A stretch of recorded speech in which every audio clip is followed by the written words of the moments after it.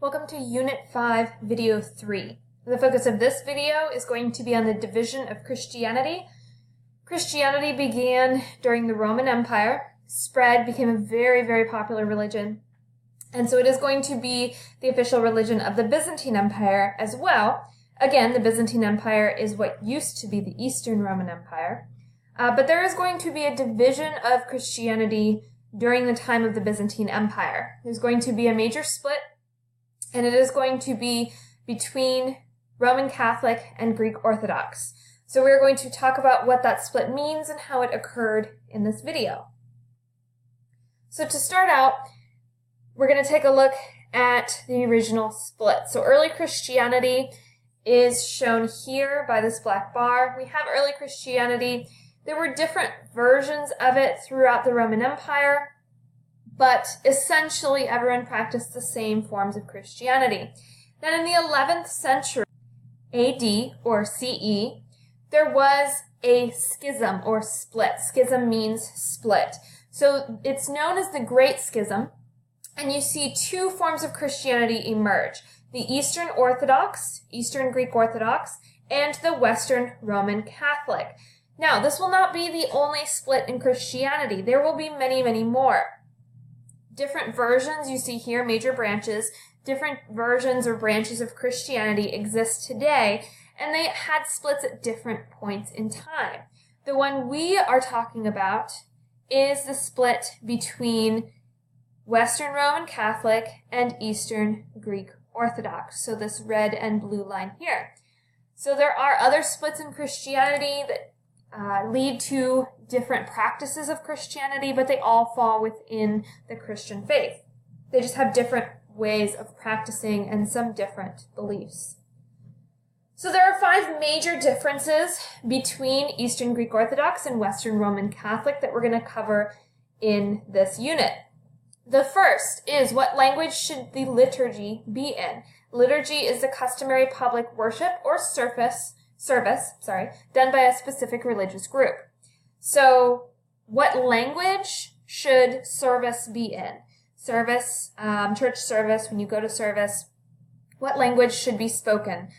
And in Roman Catholic services, the liturgy will be done in Latin. In Eastern Orthodox services, it will be in Greek. So we see a split in the languages that are used. Western Roman will use Latin, Eastern Orthodox will use Greek. The second question, who should control the church? In the Roman Catholic Church, the Pope has control over the bishops and priests. The Pope is the head of the Roman Catholic Church. In Eastern Orthodox, the patriarchs of different cities run the church as a group. So it's not one single person who heads the whole church. So Roman Catholic has the Pope, Eastern Orthodox, patriarchs. Third question, how will the government and church relate? In the Roman Catholic Church, the Pope has power over kings and emperors. So the Pope has the ultimate power. He can declare that a king or emperor must do this or that. He will sometimes crown the king or emperor or give special backing to a king or emperor. In the Eastern Orthodox Church, the king or emperor controlled the church. So the patriarchs are not the very top. The king or emperor would be on top of them, would have more power. Fourth, can priests marry? In Roman Catholic views, priests should practice celibacy, meaning the state of not being married. In Eastern Orthodox Christianity, priests were allowed to get married. And number 5, can people get divorced? Roman Catholics do not permit divorce under any conditions. Eastern Orthodoxy allows divorce under certain conditions. For example, if there is abuse, that would be one good example of when divorce would be allowed, but it's only under certain circumstances.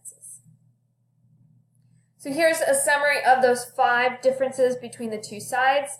There's more to it than just these 5, but these are the 5 basic differences in ideals that led to the split. The Schism, let's talk about how it actually happened, the Great Schism. In 730 AD, Byzantine Emperor Leo III banned the use of icons, claiming that they were similar to worshiping idols. So if you remember, icons are religious images. Leo's supporters broke into churches, smashed idols, and defaced mosaics. His supporters were called iconoclasts, meaning icon breakers. The Pope and Patriarch became increasingly hostile towards one another.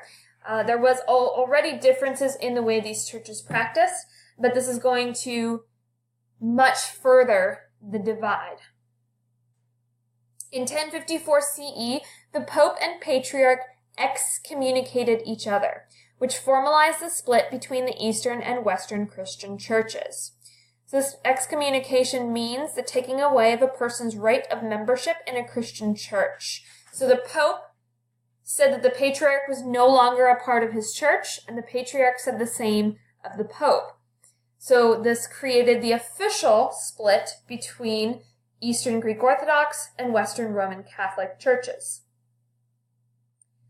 The split between the Roman Catholic and Eastern Orthodox churches is known as the Great Schism of 1054. And if you take a look at this map here, it shows you largely where these two different churches were followed. So Western Roman Catholic is going to be the orange, makes sense, it's in the west, and then Eastern Greek Orthodox in the east. It's going to include Greece and the whole Byzantine Empire, parts of Hungary, and then we're going to see it is going to spread into Russia as well. The Western Roman Catholic is going to include most of the Italian peninsula and a lot of Europe at the time. That is the end of the video on the Great Schism.